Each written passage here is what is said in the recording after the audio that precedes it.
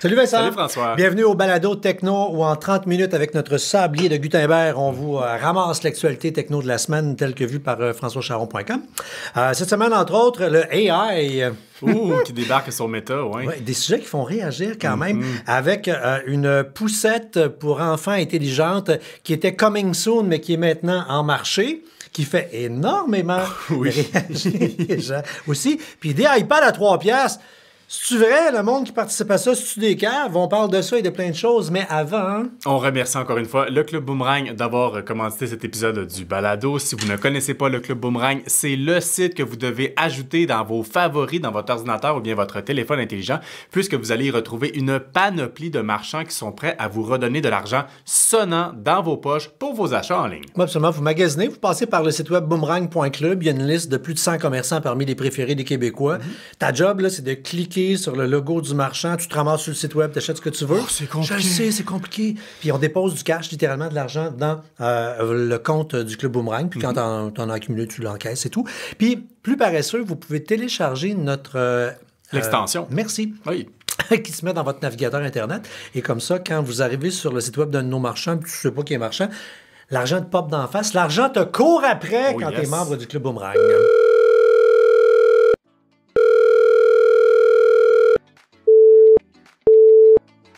Vous êtes bien dans la boîte vocale de la mise à jour. Laissez un message. Allô les gars, je me demandais, faut-tu que je download le Wi-Fi dans mon Bluetooth pour mes plugins? En tout cas, rappelez-moi.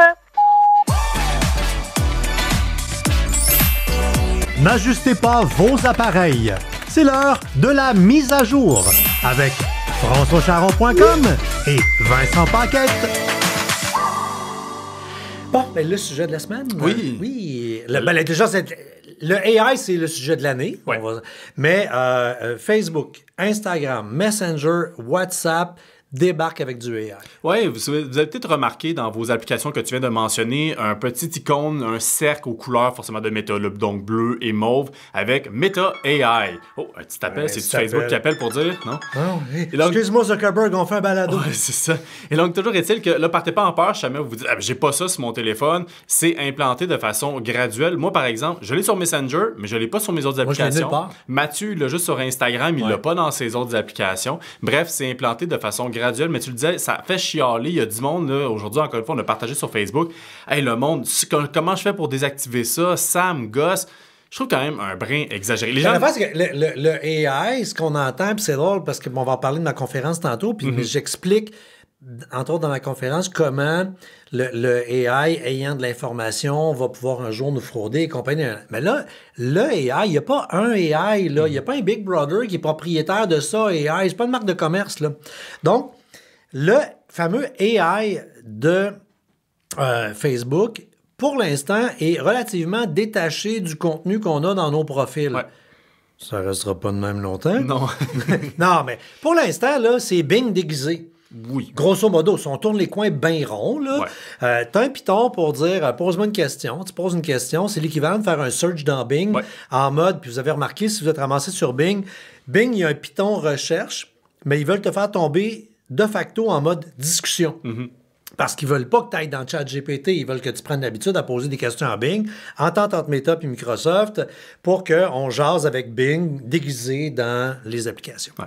On va avoir bientôt des genres d'avatars, il va y avoir des genres de chatbots déguisés, personnalisés, avec des faces de monde. Là. Ouais, mais je pense qu'ils vont quand même personnifier la célébrité en question, que ce soit un Tom Brady, donc le corps arrière vedette, que ce soit un Snoop Dogg, j'imagine que tu vas parler de Will avec lui tout le temps. Mais ça, je trouve ça un peu étrange. Reste à voir aussi, on le fait avec Snapchat quand ils ont intégré l'espèce d'assistant que les jeunes pouvaient discuter avec eux. J'ai hâte de voir la réaction quand ils vont implanter ces espèces de célébrités-là. Puis il y a quand même des dangers. Puis là, pour ceux qui suivent le balado, là, je vous fais un genre bébé scoop. On travaille sur du AI pour françoischaron.com. Puis là, on est justement dans les dilemmes de comment il parle, qu'est-ce qu'il dit, parce que bon, ça va être grosso modo, on réinvente pas le genre, là, on va lancer un Ask François là, sur notre site, qui va être plus qu'un simple moteur de recherche. Bref, on en reparlera en temps et en lieu, mais ça amène plein de questions d'éthique et compagnie. Là, ça c'est François Charon qui jase avec l'équipe de François Charon sur qu'est-ce qu'on fait de François Charon. Ouais. Là, c'est Meta qui décide. Ils vont prendre des ententes avec les gens, mais quand même. Bref. Mais donc, toujours est-il que ce fameux Meta AI, oui, ça sert à y poser des questions. C'est un chatbot, donc on peut carrément avoir une discussion, mais on peut également y demander des tâches, là, que ce soit de créer des autocollants, par exemple, pour nos conversations dans Messenger,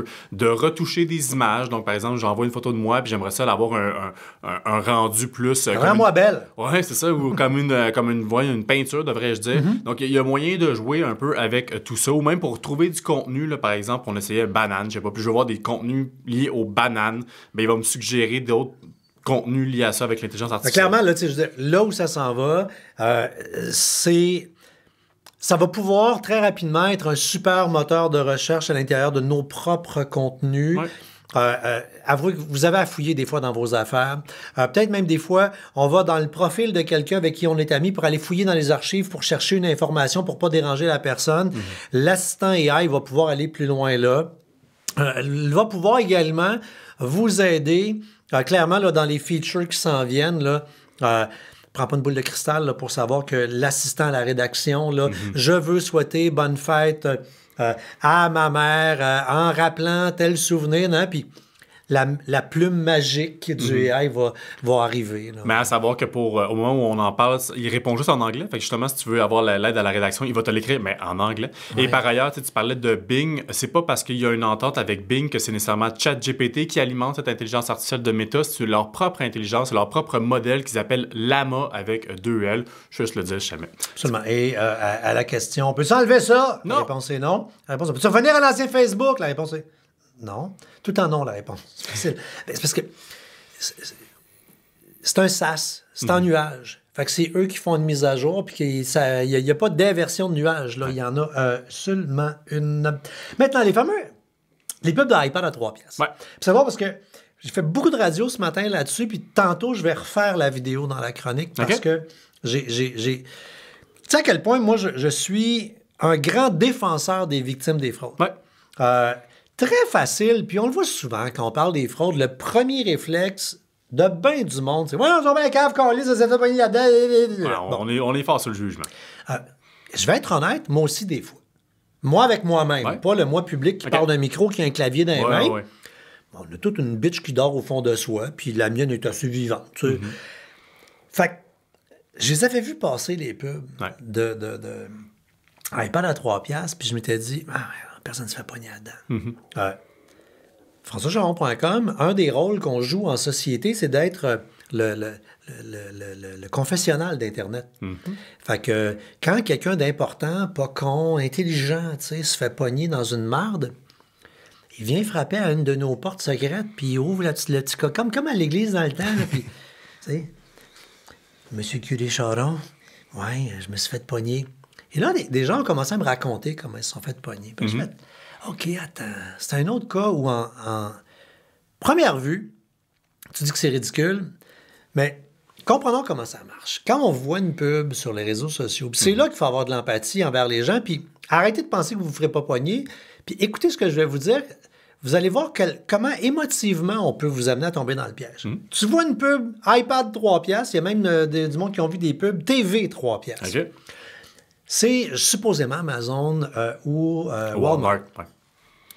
Puis là, ils disent, pour rendre l'affaire crédible, hey, c'est des TV qui ont 3 ans, mais sont neuves, sont dans les boîtes, pognées avec, il faut liquider. C'est iPad, c'est pas le nouveau iPad, mais il est neuf, donne une boîte. Puis là, tu as des belles photos, des palettes. Là, ton premier instinct, c'est de dire, voyons donc, il y a une crosse. Tu y vas pas. Dès que tu as porté quelques secondes d'attention à une publicité, l'algorithme est au courant. Ouais. Et là, la pub, t'en revois. Comme année, tu finis par, tu désensibilises au message. Après ça, tu finis par faire, ouais, c'est quoi cette affaire-là? Et là, tu cliques. Quand tu as cliqué, puis que tu arrives là, comprenez là, que les créateurs des fraudes maintenant, là, c'est des grands fins psychologues, c'est des scénaristes qui ont du cash, il y a des milliards de dollars là-dedans. Là. Fait que là, tu arrives dans un scénario qui a été réfléchi dans les cordes sensibles des gens. Tu arrives là, puis ils te font tomber ton bullshitomètre parce que tu tombes dans un univers de gamification. Tu tombes dans un genre de jeu. Ouais. Fait que t'as pas trop le temps de penser. Là, la spin de wheel, peut-être, non, ça repart. Et très rapidement, tu gagnes. Parce qu'ils te font comprendre que, tu sais, les 3 piastres, c'est pas pour tout le monde. Mais toi, tu vas l'avoir. Ouais. même si tu es sur tes gardes, il y a une partie de toi émotivement, puis c'est de même qu'on rend les joueurs addicts aux machines à sous.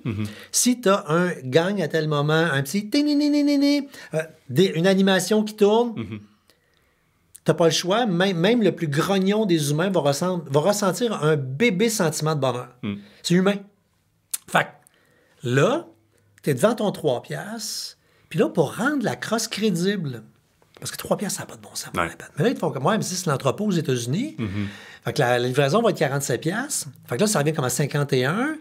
Là, t'es dans l'urgence. Ben là, 50$. C'est bien moins cher qu'un vrai. Oui, mais tu sais, c'est ça. Mais tu sais, 50$ pour un vieux, il faut qu'il liquide vraiment. Ça a soudainement du sens. C'est grave. En ayant rajouté une crosse de livraison, ça vient. Puis là, comprenez que la personne est devant son écran, est en mode urgence.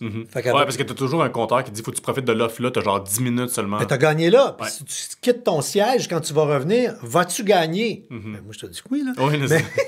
Fait que, bref, c'est comme ça que des gens se font mais en plus, il y a des gens, justement, tu disais, qui se sont confessés à nous, puis littéralement, on parle du montant de 50$, mais il y a du monde qui nous ont dit non, moi, c'est 250 qui m'ont chargé. Non, moi, c'est 300 qui m'ont chargé. Donc, ça peut aller loin. Puis non seulement on se fait charger sur notre carte, mais en plus, on donne nos informations personnelles. Donc là, on sait, ces fraudeurs-là savent qu'on est des poissons, donc ils vont nous envoyer après ça de l'hameçonnage, de l'arponnage. Puis t'es sur le dark web, là, vendu plus cher parce qu'ils ont des accès, ils ont une carte de crédit valide, donc elle sera vendue dans les minutes qui viennent. Puis je faisais un clin d'œil à la conférence. Oui. T'as repris la route, là, justement. Ben, c'est parce que il y a 2 grosses saisons là, pour les conférences, là, peu importe le thème. C'est toute la rentrée. Là, septembre, octobre, novembre, c'est 3 gros mois de conférences. Et là, le mars, avril, mai, là, c'est comme... encore une fois, c'est tous les congrès, les associations, machin, ils se rencontrent souvent 2 fois par année, une fois à l'automne, une fois au printemps. Fait que là, on est pas mal sur la route, on donne beaucoup de conférences. Puis... justement, puis c'est la même conférence depuis 3 ans, mais qui évolue. Il y a 3 ans, je me rappelle, ma slide PowerPoint où je disais AI, deepfake, je regardais dans la salle. Personne ne comprenait. Écoute, des criquets, là, puis je sentais que j'y perdais. Puis je me disais, j'ai pas le choix déjà de semer une petite graine pour leur dire que... Et même nous, on pensait pas que c'était... En tout cas, moi, je pensais pas que c'était pour aller aussi vite que ça a été, là, AI. Et là, j'ai pas changé ma présentation, mais là, je fais, vous comprenez ce qui est écrit là? Ouais. Vous ne comprenez pas, mais vous savez à quel point c'est important. Et la conférence parle de toutes les fraudes, mais pour nous faire comprendre que maintenant, rendu à l'ère de l'intelligence artificielle, il n'y a aucun modus operandi qui va changer. C'est qu'ils vont juste devenir de plus en plus crédibles, de plus en plus vrais, de plus en plus difficiles à détecter.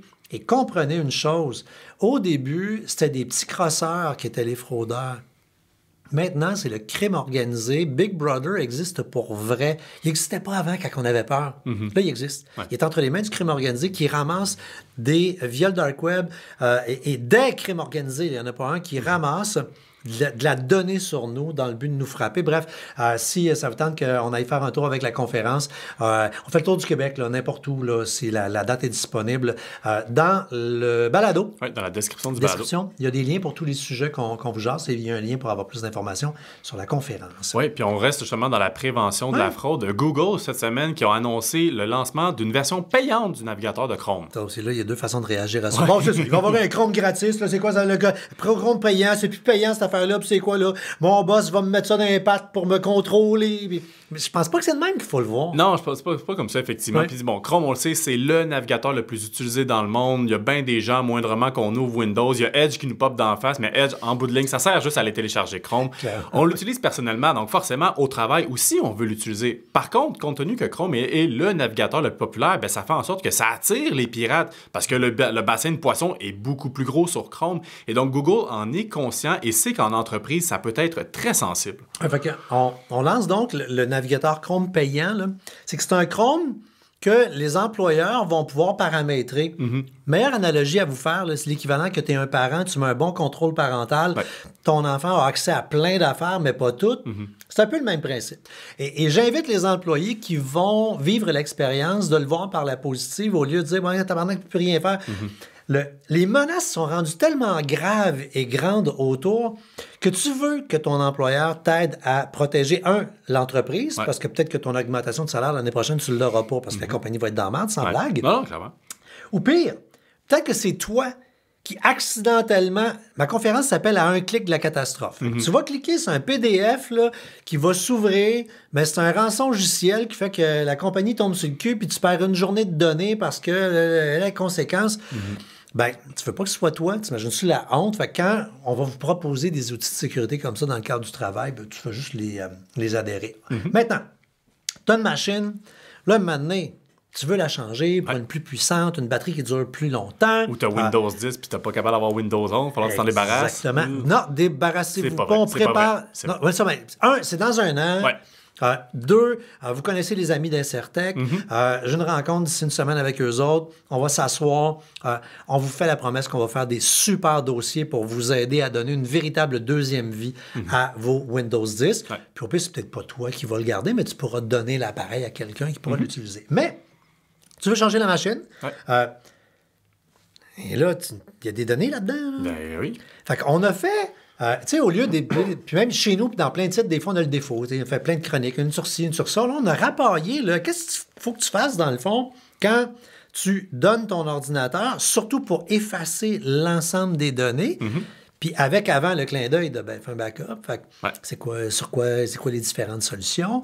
Mais vraiment, le step-by-step, Chromebook, Windows 10, Windows 11, Mac, pour effacer les... Parce que t'as une crainte, là. Non, clairement. Puis il y a bien des gens, des fois, qui vont se dire, ben, tu sais, je vais aller supprimer mes... Tu sais, carrément, je vais juste click and drag. On va mettre dans la poubelle. On va mettre dans la poubelle, puis on va vider la corbeille, ça va faire la job. Non, il faut faire ce qu'on appelle en bon anglais un reset factory, donc une réinitialisation d'usine en français. Et ça prend littéralement 3-4 clics selon la plateforme qu'on a un Chromebook, qu'on a un PC ou qu'on a un Mac. Donc, vous avez vraiment la liste détaillée. Si jamais vous avez un ordinateur, justement, que vous ne voulez plus utiliser, un sert plus à rien, ou simplement, comme tu dis, tu veux re-upgrader, mais bien important de faire le ménage. Puis même avant, justement, dans la catégorie sert plus à rien, là, la chronique en question qu'on vous invite à aller voir se termine par, bon, comment disposer d'un ordinateur, peut-être lui donner une deuxième vie, toi t'en veux plus, mais écoute, tu l'as vidé, aller le porter à des organismes, là, voilà. Maintenant, VPN, c'est un sujet fort populaire, particulièrement pour les gens qui veulent voir des contenus à l'étranger. Si tu veux voir des contenus à l'extérieur, c'est souvent parce que tu es un amateur de streaming, puis là, ben, t'es bien jaloux parce que tu vois que le Netflix USA, il y a telle série, puis on l'a pas au Canada, puis que sur Crave ou pas Crave, mais peu importe, Prime machin, ils ont telle affaire de sport que t'as pas ici.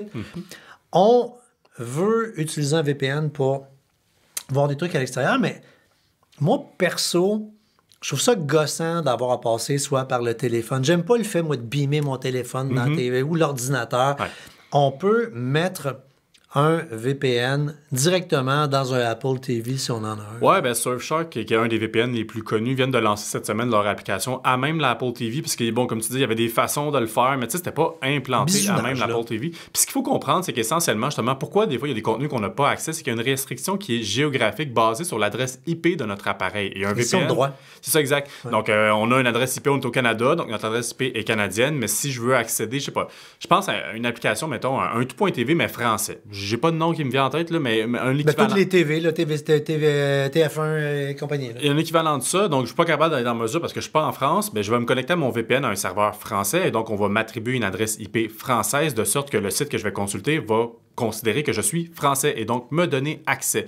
Et c'est là l'atout, l'intérêt justement d'utiliser son VPN dans un Apple TV, dans un Fire Stick ou dans un Chromecast, c'est de pouvoir avoir accès à l'entièreté du web sans avoir cette fameuse barrière géographique. Absolument. Puis une fois que c'est très simple, puis vous passez par nos liens, là, tu t'abonnes à Surfshark, puis en passant, ben là, c'est pas juste ton appareil, là, tous tes appareils peuvent avoir. Fait que ton abonnement fait que ton téléphone, tes 2 tablettes, tes 2 laptops, ordinateurs vont être protégés. Exact. Puis, ben c'est ça, parce que c'est ça la nuance aussi. Pas la nuance, mais l'atout qu'il faut prendre en considération, c'est que le VPN, oui, par la bande, ça te permet justement d'avoir accès au contenu du web et à passer à côté des restrictions géographiques, mais le but premier d'un VPN est de protéger tes données personnelles. Après, sur l'Apple TV, dans son Wi-Fi à la maison, on s'entend, on ne protège pas grandes données, mais quand on voyage, qu'on s'en va sur un Wi-Fi public, là, dans cette circonstance-là, toutes les données qui transitent dans notre appareil et le site que l'on consulte, donc sur le réseau, peuvent être interceptées et le VPN, essentiellement, va chiffrer le tout. Donc, comme je sais que tu utilises souvent l'image des lettres de Scrabble, essentiellement, donc françoischaron.com, whatever, ça va apparaître comme à la place, fait que c'est une bonne chance de déchiffrer le tout. Puis à la question, c'est pourquoi qu'on parle de ça, / positivement, et qu'on parle si négativement des crosseurs de IPTV, des des abonnements. Il y a une nuance très claire, c'est que le VPN ne te sert pas à frauder personne. Non. Le VPN, ce qui te permet de faire, si tu es client Netflix, de déménager virtuellement le temps d'un film aux États-Unis, de déménager virtuellement en Italie le temps d'un film, mais si tu n'as pas d'abonnement Netflix, ça ne marchera pas. Non, exact. Et si une émission de télé est diffusée gratuitement, comme TVA ici est diffusée gratuitement, ça veut dire que un Italien avec un VPN peut écouter La Voix sur Internet. Tu comprends? Exact. Si l'Italien était ici, il l'écouterait. Fait qu'il n'y a pas de vol de signal là-dedans. Non, c'est exact. C'est la même chose que si on décide de traverser la frontière, puis d'être à Burlington, puis d'écouter ça sur son ordi, ça revient au même. Là. C'est comme s'il y avait un gros corps à Burlington. Ouais. L'équivalent. Maintenant, des écouteurs. C'est depuis la pandémie, les écouteurs sont en vogue. Puis là, on a commencé par s'acheter une première génération d'écouteurs. Peut-être pas assez confortable. Le son est peut-être pas super bon. Tu regardes des bons écouteurs. Ils ont le défaut d'être chers. Et là, on parle souvent de Earphone, une compagnie qu'on aime bien. Puis là, ils ont sorti un casque qui... Moi, je ne connais pas encore du tout. Je l'ai juste vu rentrer ici. Il m'intrigue et parle-moi parce que je pense que je suis un consommateur. Je suis en magasinage. Comme tu dis, Earphone, c'est une compagnie qu'on connaît depuis longtemps ici à françoischaron.com, mais jusqu'ici, dans leur catalogue, il n'y avait pas de casque. C'était uniquement des écouteurs boutons. Puis c'est pas tout le monde qui tripe écouteurs boutons. Moi, le premier, je préfère de loin un casque. Seulement, comme tu dis, les casques, c'est dispendieux. Celui-ci ne l'est absolument pas. On parle de moins de 100 $. Va chier. Je te jure. Il est beau. Il est beau. Esthétiquement, il est beau. Il est léger. Moins de 200 grammes. Il est confortable avec des petites oreillettes en cuir. Puis pour vrai, là, pour 100 $, souvent, on va avoir le jugement de se dire ça doit être cheap, ça doit être de la merde. Franchement, on s'entend, c'est un produit d'entrée de gamme. Donc la qualité du son, elle est bonne, mais elle n'est pas extraordinaire. Par contre, on a la technologie de réduction du bruit ambiant qui va réduire 45 décibels. Ça, déjà, dans des écouteurs à moins de 100$, c'est vraiment rare. De deux, on a la compatibilité avec le son iRes. Donc, si on à 100$. À 100$. Si on a une source, par exemple, comme Tidal, Deezer, Apple Music, qui offre le son iRes, on va avoir la compatibilité avec ce casque d'écoute-là. Mais en plus, c'est l'autonomie de batterie qui est complètement folle. 80 heures d'autonomie de batterie. Si tu désactives la réduction du bruit ambiant, si tu l'actives, c'est 55 heures. Puis 10 minutes de recharge te donne 10 heures. Fait que tu le charges moins d'une heure, t'es parti pour ta semaine au complet. Moindrement que t'es au travail, t'as besoin de te concentrer ou dans les réseaux de transport. Réseaux de transport en commun, oui. Donc, t'as besoin de l'autobus, le métro, peu importe, tu veux te réduire le son. Ça fait vraiment un bon travail. Puis je disais, moins de 100$, littéralement, je vais pas faire de la pub. C'est fantastique, papa! Mais je dis littéralement, à moins de 100$, dans des écouteurs d'entrée de gamme, vous ne trouverez pas quelque chose qui coche autant d'atouts. La réduction du bruit ambiant, le son iRes, l'autonomie de batterie, ça déjà pour moi à moins de 100$, là, c'est un must-go. Tu me dis must-go, je vais dire Costco. Non, dans le sens que, on finit tous de parler chez Costco, là, puis on les voit tous, là, les Quiet Bose, là, le gros rack. La semaine passée, quand j'attendais chez le lunetier, je les avais d'en face. Puis là, je les ai mis 2 fois, les Quiet Bose. Ils sont confortables, comprends-tu? C'est pas le même confort. Non. Mais t'es pas si loin. Non, exact. T'es pas si loin. Exact. Le look, c'est un design un peu, pour ceux qui sont en audio, un peu à la Quiet Bose. Un petit anthracite là, qui est pas noir, un peu plus chic. Pour vrai... Puis tu sais, la seule affaire, c'est sûr que toujours, tu as des petits compromis à faire. On s'entend souvent, tu vas voir, mettons, sur les écouteurs Sony, le côté de l'écouteur, ça va être un pavé tactile que tu vas pouvoir changer ta toune. Là, c'est sûr que tu n'as pas ça parce que tu ne payes pas le prix. Fait que tu as des boutons physiques. Pas à la fin du monde, on s'entend. Après, il faut juste que tu te familiarises avec les commandes de boutons parce que je dois avouer... Ouais, des fois, c'est un petit peu gossant. Tu veux monter le son, finalement, tu as comme skippé à la toune. Fait que là, ça, c'est toute la petite affaire. Mais malgré tout, moi, je trouve que pour moins de 100$, si on cherche un bon casque d'écoute, surtout avec la réduction du bruit ambiant, à moins de 100$, là, c'est à considérer. Venez voir la chronique dans la description du balado. Oui. Maintenant, un sujet qui fait réagir fortement, c'est la fameuse poussette automatique qu'on a vue au CES il y a 2 ans, qui était en coming soon et qui, là, un modèle est en livraison. Là, Puis demandez-nous même pas comment ça s'appelle, le nom de la compagnie. Je pense que ça se prononce même pas Glucksking. Je sais pas comment ça se prononce. Puis ça, là, c'est un sujet qui... divise la population en deux. Oui. T'as ceux qui disent « Ah, wow, mon Dieu, c'est bien intéressant. » Et puis je comprends le premier réflexe du monde. Dit, voyons donc, parent imbécile de mettre un enfant dans une affaire avec un pilote automatique, une poussette qui marche tout seul. En appel à DPJ, ça presse. Je vais vous dire comment la compagnie le market, mais en quoi je trouve qu'il ne le market pas assez et qu'il devrait mettre ça de l'avant. C'est l'image du film américain. Tu sais, le cliché, là, la jeune maman qui est à son premier bébé. Puis, 2 jours après l'accouchement, elle est plus mince qu'avant, d'avoir joué aux fesses pour faire le premier. L'affaire qui se peut pas dans la vie. Puis il est à Central Park avec sa gang de chums de filles, habillant le Lululemon. Là, puis, tu sais, ça, là. Ben, pendant qu'elle fait son jogging avec sa petite gourde d'eau, là, ben, la poussette suit maman par en avant à une distance assez près, à la même vitesse que maman. Elle accélère le pas, la poussette va plus vite, elle arrête, elle attache son running shoe, la poussette arrête.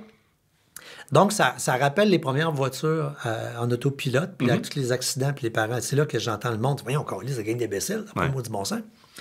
Il faut comprendre que tout ça fonctionne si tu es dans un univers plat, contrôlé. Si c'est en pente, ça part pas, en pente d'un bord ou de l'autre. Fait que c'est vraiment parc plat. Là où c'est intéressant, par exemple, là où j'ai envie de dire aux chialeux, écoutez 2 secondes, vous allez peut-être avoir envie de changer de camp. On a tous vu, puis toi, à ta petite, quand tu vas magasiner... les sacs à trimballer, la poussette... C'est sûr que tu remplis... Le dessous du bébé, il est bien plein. Elle devient une valise de char. Puis les poignées, t'en mets partout, puis... la poussette devient comme un âne. T'as pas le choix. Puis là, dès que t'as une petite côte à monter, là, c'est pas trop intéressant. Non. Et là, comme c'est un 4 roues motrices, cette affaire-là, hey, horsepower, ça tombe ses 4 pattes.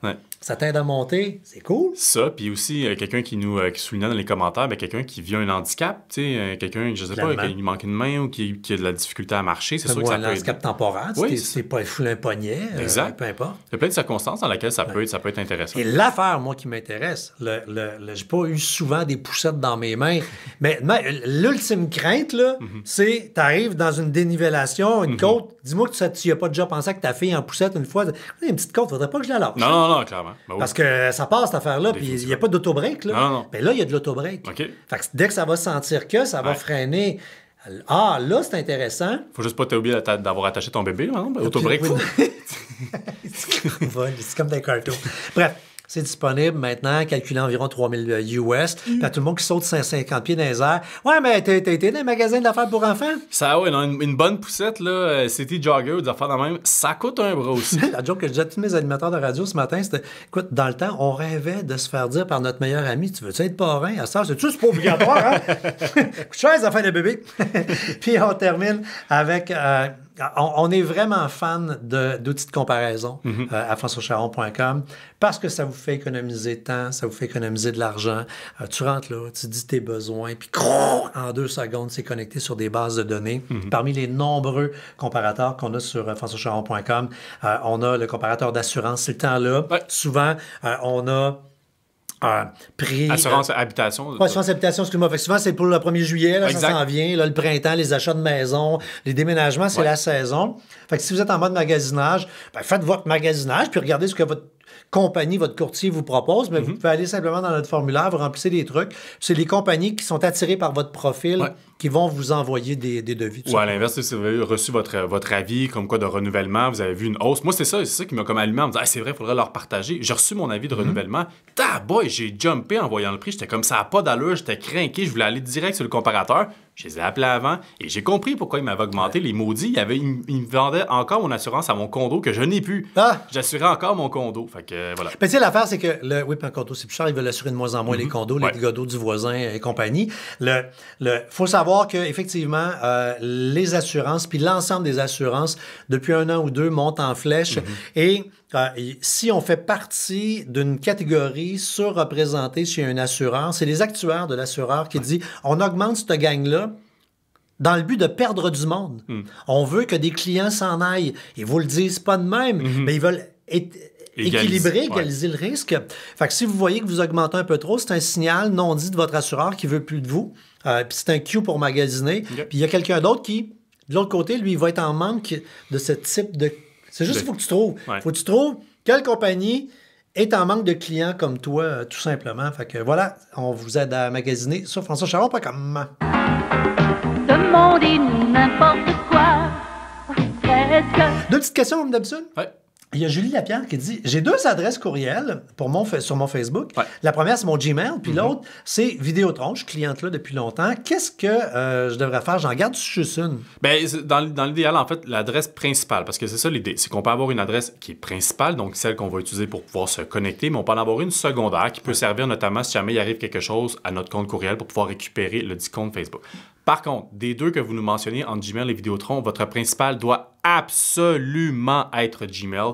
Ne jamais utiliser une adresse courriel d'un fournisseur. Ça ne parle pas avec Vidéotron, le Bell, Cogeco, la Job, tout. Il ne faut jamais utiliser une adresse de job ou une adresse d'un fournisseur Internet parce que le jour où vous quittez ce fournisseur-là ou cet employeur-là, vous perdez l'accès à votre adresse courriel. Et là, après ça, bonne chance de vous authentifier auprès de Facebook si vous n'avez plus accès au compte courriel principal. Puis il y a des mises à... Tu sais, même si c'est un super employé, là, il y a des fois là, où, on appelle ça des Black Friday, là, tu rentres un vendredi matin pour travailler, puis finalement, ben il y a quelqu'un des ressources humaines qui dit, ben toi, malheureusement, vous partez.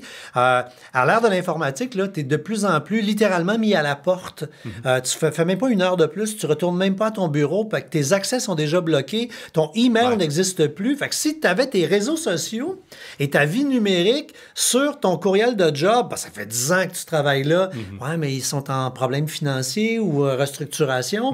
Puis paf, tu te ramasses, tu n'as plus accès à rien. Là. Non, exact. Tu peux pas y rappeler après, dire, hey, là, je peux-tu avoir mon email, me reploguer sur mon Facebook? Raison de sécurité, ils vont te dire non le 3/4 du temps. Ouais. Donc, Gmail, Hotmail, Yahoo, Calvaire. Oui, non, c'est exact. Fait toujours rire quand je vois Yahoo. Alors, bonjour, propriétaire. Puis en 2 secondes, Andréane Costa dit première chose que vous allez commander quand les terrasses vont ouvrir. Un mojito, là, s'il fait bien assez chaud, un mojito, je suis toujours assez partant pour ça. Là. Moi, l'affaire que je commande toujours en premier, puis à toutes les fois, je me dis, ça n'a pas de sens. C'est le gros pichet de sangria. OK, ouais. Mais je pense qu'il est rendu 50-60$. C'est tellement cher, là. Je sais pas, mais j'en ai tellement bu dans le temps du cégep au Saint-Sulpice, là, sur la terrasse du Saint-Sulpice. Oui, mais dans le temps que c'était abordable. Ouais. Mais là, écoute, c'est cher. Puis là, même si des fois, je traîne pas loin du bar, je regarde ce qu'ils font. Voyons, il n'y a rien là-dedans. Ouais. Une coupe d'once d'alcool. Ouais. C'est du 7-Up en fontaine. De la glace. 2-3 cerises, man. Vends ça 40-50$. Mais tu me dis quand même que tu serais prêt à l'acheter, la première chose que tu vas faire. Première affaire que j'achète, terrasse pas très loin du bureau, on s'en va là, clac, au soleil, ils acceptent les chiens, je pars avec le chien, je bois ma sangria, mais je gueule dans ma tête sur la facture tout le long. Voilà, les amis, c'est terminé. Vous passez par boomerang.club si vous avez du magasinage à faire pour qu'on remette de l'argent dans vos poches. Oui. Si les sujets vous intéressent, vous allez. Dans la description du balado, faites des plus, faites des étoiles, faites les plus. Des commentaires. Des commentaires, également. On l'a vu la semaine passée, d'ailleurs, il y a eu un gros surge de commentaires sur YouTube. Ça a fait monter le balado. C'est pas une joke. Pour vrai, nous, tout le monde, sur Facebook, sur TikTok, sur YouTube, prenez 2 secondes, pas juste pour faire un like, non? Dites, hey, merci du balado, ou posez vos questions, on va vous répondre. Et ça influence énormément. Ça dit à l'algorithme, le monde aime ça. Et d'autres personnes vont le voir. Vous créez un effet de boule de neige. Fait que c'est de même qu'on va être payé. Yes, sir. C'est bon, ciao.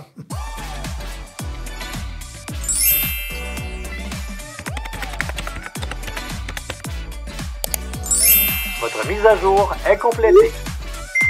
Au revoir.